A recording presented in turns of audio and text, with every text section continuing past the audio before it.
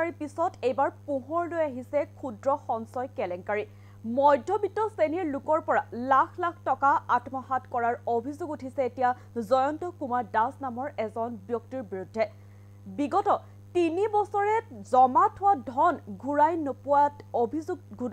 নোপোৱা বুলি অভিযোগ তুলিছে এতিয়া ভুক্তভোগী মহিলাসকলে জনাইছো আপোনালোকক সবিশেষ অনলাইন ট্ৰেডিং কেলেংকাৰীৰ পিছত এইবাৰ পোহৰলৈ আহিছে ক্ষুদ্ৰ সঞ্চয় কেলেংকাৰী মধ্যবিত্ত লোকৰ কোটি কোটি টকা আত্মসাৎ হিলাবৰী ক্ষুদ্ৰ সঞ্চয় সোসাইটি নামেৰে এটি সোসাইটি আৰু বিগত 3 বছৰে গ্ৰাহকসকলৰ জমা ধন উভতাই দিয়া নাই এই সোসাইটিটোৱে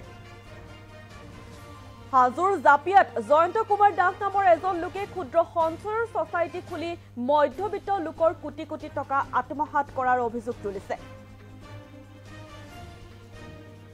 আৰু সাধাৰণ খাতি খোৱা লোকসকলে এই সোসাইটিত দৈনিক ধন জমা কৰি আহিছিল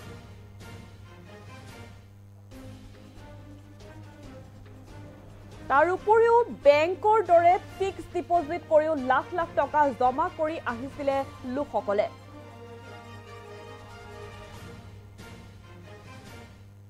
বিগত 3 বছৰে জয়ন্তই গ্ৰাহক বিগত আসলে 3 বছৰ ধৰি জমা কৰা ধন উভতাই দিয়া নাই জয়ন্ত কুমাৰ দাসে এই অভিযোগ তুলিছে এতিয়া ভুক্তভোগী মহিলাসকলে আনকি জমা ধন বিচাৰি যোৱা গ্ৰাহকক প্ৰাণে মৰাৰ ধমকি দিয়াৰ অভিযোগ তুলিছে এতিয়া ভুক্তভোগী গ্ৰাহকসকলে উপায়ন্তৰ হৈ নিজৰ প্ৰাপ্য ধন বিচাৰি আৰক্ষী থানাৰ কাষ চাপিছে ভুক্তভোগী লোকসকল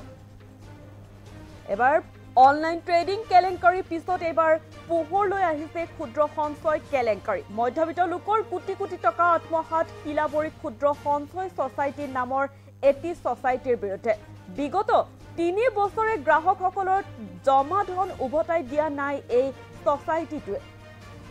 এই অভিযোগ তুলিছে এতিয়া ভুক্তভোগী মহিলাসকলে আৰু ভুক্তভোগী আসলে লোকসকলে এই অভিযোগ তুলিছে হাজোৰ জাপিয়াত জয়ন্ত কুমাৰ দাস নামৰ এজন লোকে আসলে ক্ষুদ্ৰ সঞ্চয়ৰ সোসাইটি খুলি মধ্যবিত্ত লোকৰ কোটি কোটি টকা আত্মসাৎ কৰাৰ অভিযোগ তুলিছে ভুক্তভোগী লোকসকলে সাধাৰণ যিসকল খাতি খোৱা লোকসকল আছে সেই লোকসকলে এই সোসাইটিত দৈনিক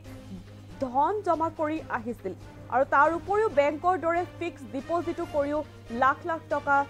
জমা কৰি আহিছিল লোকসকল আৰু বিগত 3 বছৰে জয়ন্ত কুমাৰ দাসে যি গ্ৰাহকসকলে জমা ধন আছিল সেই জমা ধন উভতাই দিয়া নাই বুলি এতিয়া অভিযোগ তুলিছে লোকসকলে আনকি জমা ধন বিচাৰি যোৱা গ্ৰাহকক প্ৰাণে মৰাৰ ধমকি দিয়াৰ অভিযোগ তুলিছে ভুক্তভোগী গ্ৰাহকসকলে উপায়ন্তৰ হৈ নিজৰ প্ৰাপ্য ধন বিচাৰি আৰক্ষী থানাৰ কাষ চাপিছে ভুক্তভোগী লোকসকল আৰু যিসকল ভুক্তভোগী গ্ৰাহক আছে এই গ্ৰাহকসকলৰ মন্তব্য আছে মন্তব্য আমি শুনাব বিচাৰিছো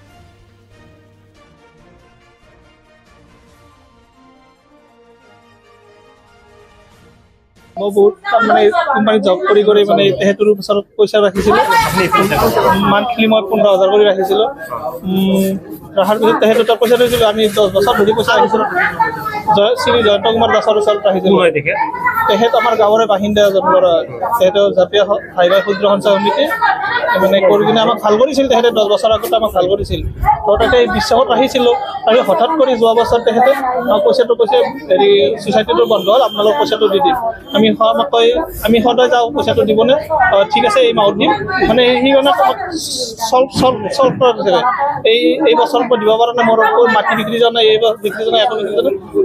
মাটিটো বিক্ৰী গ'লে আপোনালোক পইচাটো দি দিম এনেকৈ আমি কৈ পেলাই গুচি হ'ব এই এপ্ৰিল মাহত দিয়া কথা আছিল এপ্ৰিল মাহতো পইচাটো দিয়া নাই এপ্ৰিল মাহটো গ'লে যিটো ছ'চাইটি আছিল তেখেতে অকলে মালিক আছিল কোনোবা আছিল নাই তেখেত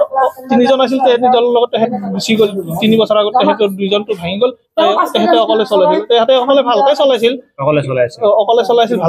মানুহবিলাকক পইচা দিছিল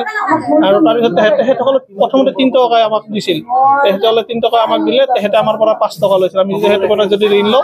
ল'লে আমাৰ পৰা 5 টকা লয় তাৰপিছত 3 বছৰ আগত তেখেতৰ বোলে লজ হৈছে লজ হোৱাৰ কাৰণে